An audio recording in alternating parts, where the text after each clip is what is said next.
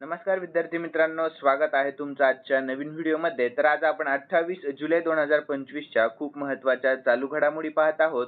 तर विद्यार्थी मित्रांनो, व्हिडिओला सुरू करूया थोडाही वेळ वाया न घालवता।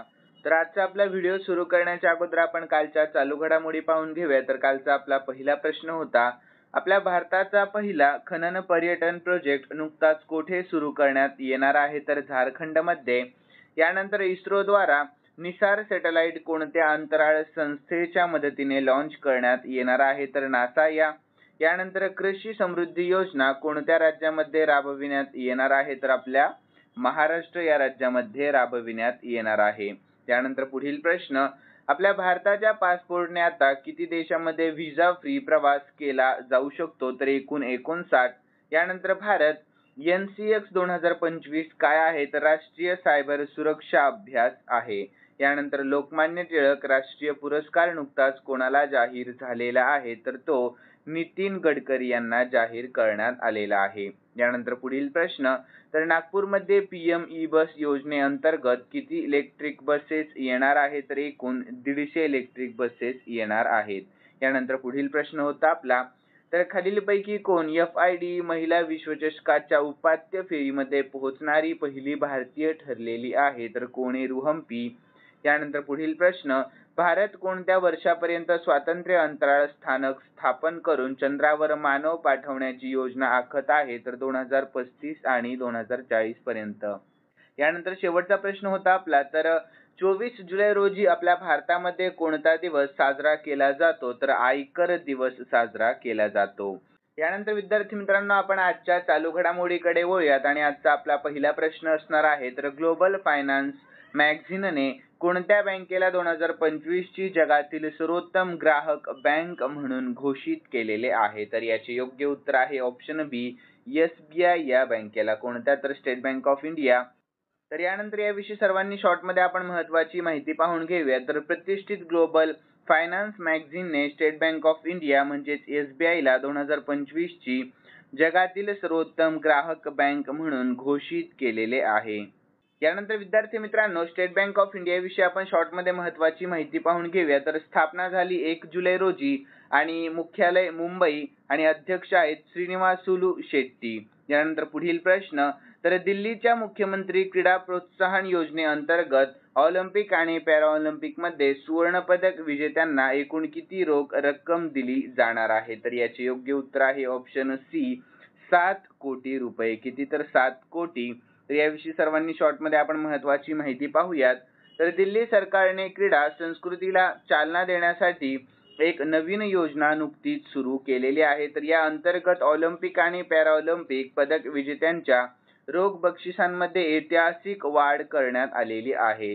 तर सुवर्ण पदकासाठी 7 कोटी, रौप्य पदकासाठी एकूण 5 कोटी आणि कांस्य पदकासाठी एकूण 3 कोटी रुपयांची। तर हीच वाढ आशियाई आणि पॅरा आशियाई पदकांनाही लागू देखील होणार आहे। यानंतर पुढील प्रश्न आहे आपला तिसरा, तर गोरबिया सौर ऊर्जा प्रोजेक्टचे उद्घाटन कोणत्या राज्यामध्ये नुकतेच करण्यात आलेले आहे? तर याचे योग्य उत्तर आहे ऑप्शन ए, राजस्थान या राज्यामध्ये। कोणत्या? तर राजस्थान या राज्यामध्ये। तर यानंतर सर्वांनी याविषयी आपण शॉर्टमध्ये महत्त्वाची माहिती पाहूयात।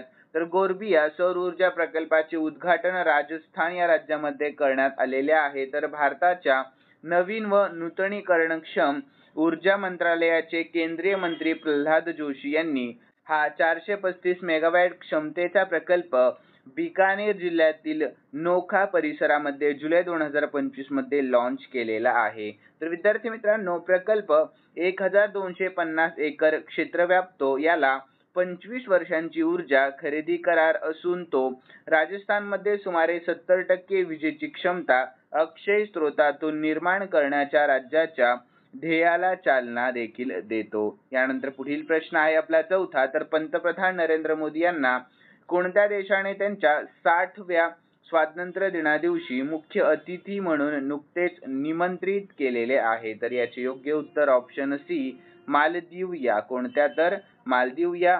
तर याविषयी सर्वांनी शॉर्टमध्ये आपण महत्त्वाची माहिती पाहूयात। तर पंतप्रधान नरेंद्र मोदी यांना मालदीवने त्यांच्या 60व्या स्वातंत्र्य दिनानिमित्त मुख्य अतिथी म्हणून आमंत्रित केलेले आहे। तर या दौऱ्यादरम्यान दोन्ही देशांमध्ये विकास, संरक्षण आणि व्यापारी सहकार्य वाढवण्यासाठी विविध करार देखील झालेले आहेत। यानंतर पुढील प्रश्न आहे आपला 5वा।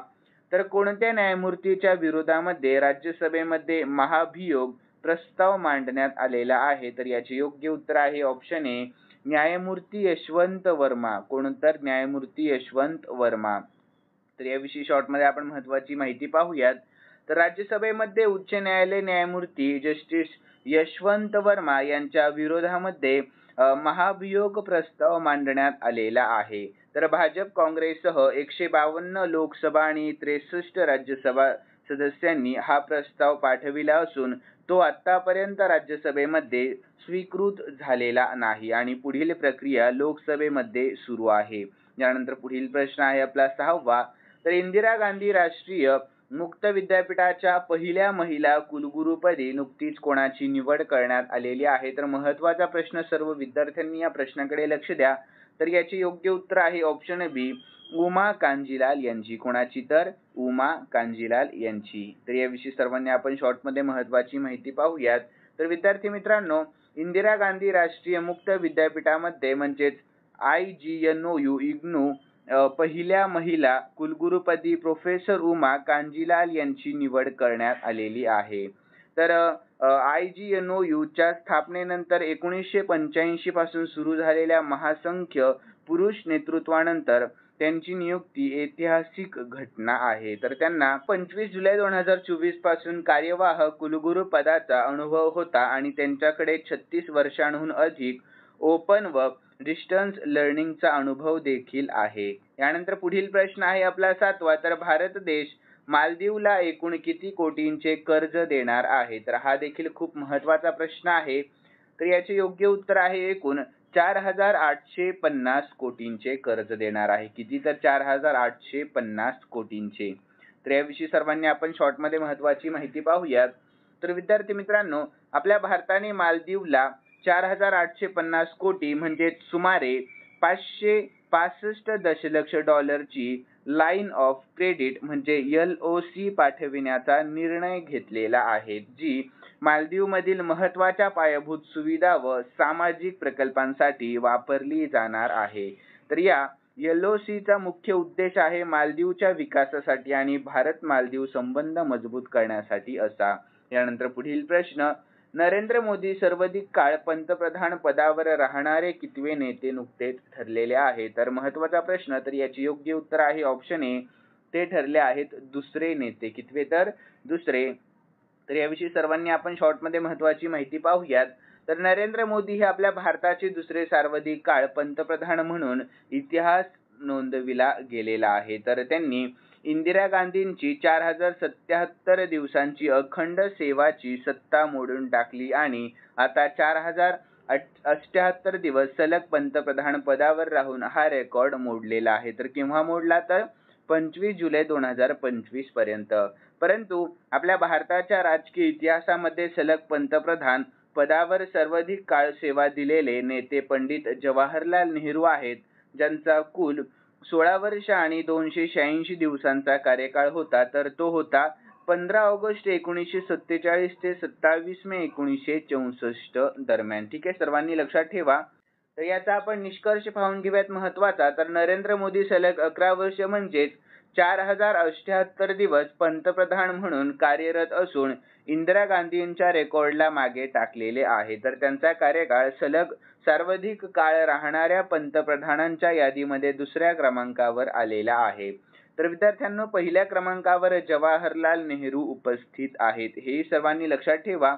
यानंतर पुढील प्रश्न आपला 9वा असणार आहे। तर DRDOने कोणत्या राज्यामध्ये ड्रोनद्वारे प्रक्षेपित क्षेपणास्त्राची यशस्वी चाचणी नुकतीच घेतलेली आहे? तर याचे योग्य उत्तर ऑप्शन सी, आंध्र प्रदेश या। कोणत्या राज्यात? तर आंध्र प्रदेश या। यानंतर सर्वांनी याविषयी आपण शॉर्टमध्ये महत्त्वाची माहिती पाहूयात। तर DRDOने आंध्र प्रदेशातील कुर्नूल येथील नॅशनल ओपन एरिया रेंजमध्ये ड्रोनद्वारे प्रक्षेपित क्षेपणास्त्र ULPGM V3 ची यशस्वी चाचणी नुकतीच केली आहे. तर हे क्षेपणास्त्र अचूक लक्ष्यभेद करण्यास सक्षम आहे आणि या चाचणीमुळे आपल्या भारताच्या संरक्षण क्षमतेमध्ये मोठी वाढ झाली आहे, असे राजनाथ सिंह यांनी नुकतेच सांगितले आहे. यानंतर आपला 10वा प्रश्न, तर राष्ट्रीय क्रीडा प्रशासन विधेयक 2025 लोकसभेमध्ये कोणी सादर केले आहे नुकतेच? तर याचे योग्य उत्तर आहे ऑप्शन सी, मनसुख मांडवीय यांनी केलेले आहे. यानंतर पुढील प्रश्न आहे आपला 11वा. तर शेवटचा प्रश्न आहे. एक प्रश्न आज आपण एक्स्ट्रा घेतलेला आहे विद्यार्थ्यांनो, लक्ष द्या सर्वांनी या प्रश्नाकडे. तर ग्लोबल हंगर इंडेक्स 2025 मध्ये आपल्या भारताची रँक कितवी आहे? तर याचे योग्य उत्तर आहे ऑप्शन डी, आपल्या भारताची रँक आलेली आहे 105वी. कितवी? तर 105वी. तर यानंतर सर्वांनी याविषयी आपण शॉर्टमध्ये महत्त्वाची माहिती पाहूयात. तर ग्लोबल हंगर इंडेक्स 2025 मध्ये आपल्या भारताचा क्रमांक 105वा लागलेला आहे. तर विद्यार्थी मित्रांनो, आपल्या भारताचा GHI स्कोअर 28.7 असून तो गंभीर श्रेणीमध्ये मोडत आहे आणि आपल्या भारताची स्थिती पाकिस्तान, बांगलादेश आणि नेपाळपेक्षाही खालावलेली दिसून येत आहे. तर या निर्देशकांमध्ये कुपोषण, बालमृत्यू आणि बालकांच्या वाढीचे प्रमाण देखील मोजले जाते. यानंतर विद्यार्थी मित्रांनो, खालील प्रश्न मी स्पेशली तुमच्यासाठी ठेवलेला आहे आणि हा प्रश्न आपण कालच्या चालू घडामोडीमध्ये पाहिला होता. ज्या ज्या विद्यार्थ्यांना हा प्रश्न येत असेल त्या सर्व विद्यार्थ्यांनी कॉमेंट बॉक्समध्ये उत्तर सांगण्याचा पुरेपूर प्रयत्न करावा. तर प्रश्न असा आहे, लोकमान्य टिळक राष्ट्रीय पुरस्कार कोणाला जाहीर झालेला आहे? तर महत्त्वाचा प्रश्न आहे. आणि विद्यार्थी मित्रांनो, तुम्हाला जर आजचा आपला व्हिडिओ आवडलेला असेल तर नक्कीच सर्वांनी या व्हिडिओला लाईक करा आणि सबस्क्राईब करायला अजिबात विसरू नका. तर चला भेटूयात नवीन व्हिडिओमध्ये. धन्यवाद.